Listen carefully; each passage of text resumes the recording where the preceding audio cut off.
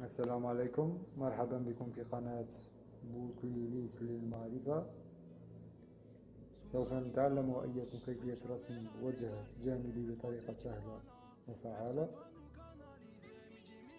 لذلك نضع تحت تصرفكم علامة إكس الدالة على الطريقة الخاطئة، وبالعلامة الخضراء الطريقة الصحيحة لرسم الوجه الجانبي. نقوم بوضع محورين متقاطعين. نقوم برسم الدائرة الأولى والمثلث، والدائرة أقل حجما من الدائرة الأولى ودائرة أكبرهما. الدائرة الأولى كما سنشاهد هي عبارة عن أول انطلاقة لصناعة الأنف ورسمه بطريقة جيدة.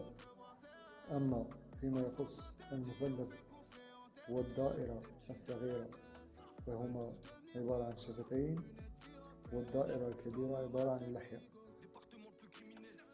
عندما ننتهي من التشكيل الخارجي للوجه نقوم بمسح الزوائد والمنحات، ثم نبدأ التدقيق في التفاصيل. كما توضح لكم الصورة، ها هي ملامح رسم الأنف، ثم ننتقل بعد الأنف إلى الشفتين. هذه شفتان رسمنا على التوالي، شفاه علوية ثم شفاه السفلى.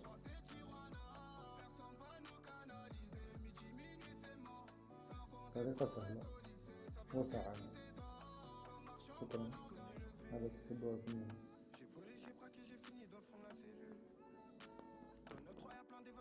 السلام عليكم، مرحبا بكم في قناة بوكليليس للمعرفة.